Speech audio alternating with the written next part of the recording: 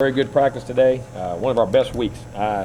Very energetic. You really see those young guys playing with consistency. Now they're practicing with consistency, and the energy level was high, I thought, all week. I thought today was a good day, offense and defense. The defense was very happy with things they got done, kicking game, and hopefully we can take it to the field and play well on Saturday. But like where our team is going right now, just see a lot of small things that you see as a coach. Just even if a mistake is made, immediately the young guys say, "Hey, I should have did this. I should have did this," or "Hey, coach, can I do it one more time?" I mean, just the responses and the body language of just knowing what's going on all the time. Very happy about where we're at right now and in our development. So we're going to continue to get a lot of areas to improve in, but anxious to see us go to the field on Saturday. Really am. Questions? That same energy in practice, does that go back to what you saw after Clemson last year, some of those things? Yeah, it is. It is. I mean, guys, confidence and then putting it behind them and moving on to the next game. And, it's important that we play well going down the stretch, and that's what I'm hoping we can do.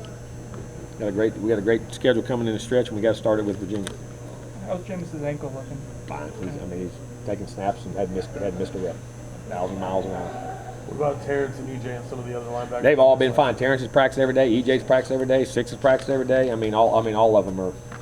It's good to have. It's good to have those bodies back out there. You have to ask about a leg right now.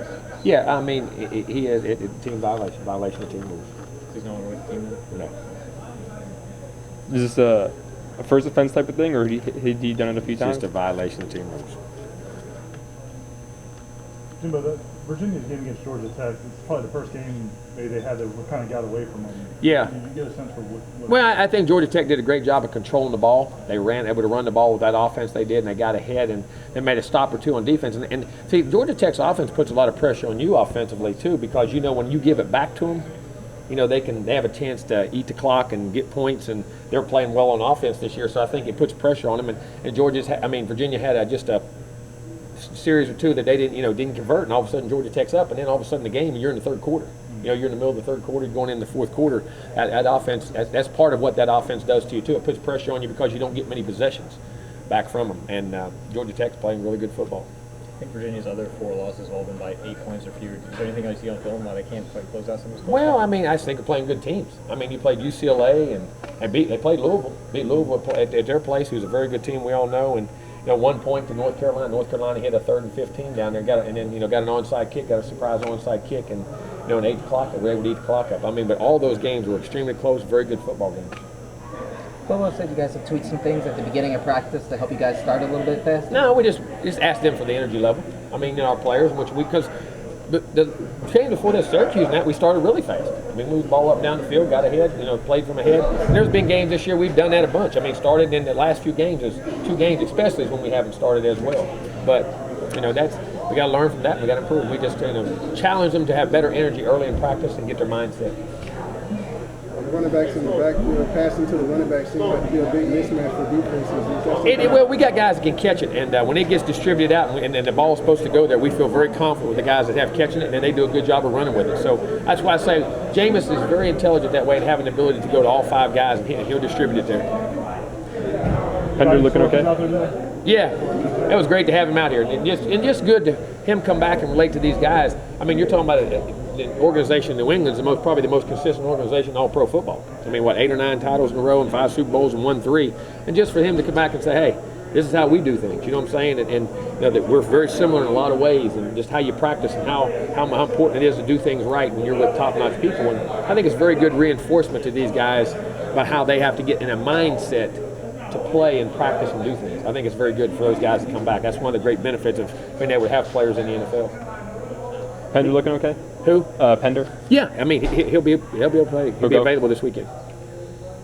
Could Dalvin Cook have more of an expanded role this week? It will keep the rotation. He'll get his touches. I think he had 11 carries and 4 catches. He had 15 touches last game. So, we keep getting around 15, 18 touches a game. It'll be good. Do you see the attitude of the locker room just getting more and more excited as the end of the season comes towards you? Sometimes, depending on how hard that previous game was. But they do. They understand. And I think that, as crazy as it sounds, the cool weather. It brings a little pep in your step. And you ain't out there in 90-degree weather and running down so much. It does. It helps the players. I see it in practice. I know that sounds crazy, but it does. And I think they understand that you put yourself in a position where November games matter, and that you need to be playing your best ball as you peak toward the end of the season.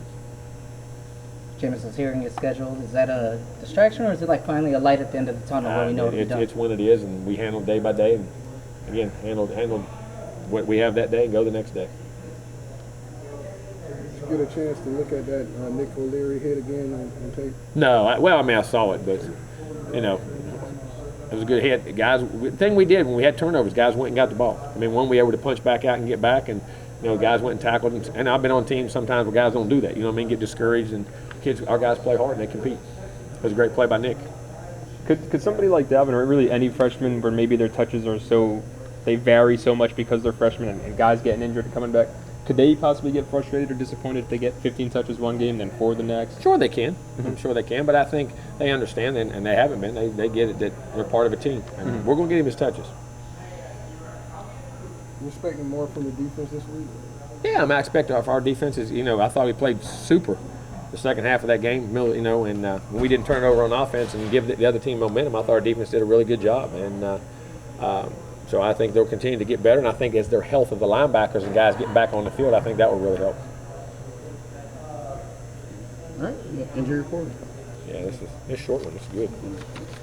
I know Austin Barron and Terrell Lyons. Terrell's questionable. He's got a hamstring that's bothering him a little bit. But Austin Barron will still be out. Then you got Colin Blake now and Purifoy for the year. That's it. That's short as it's been in a while.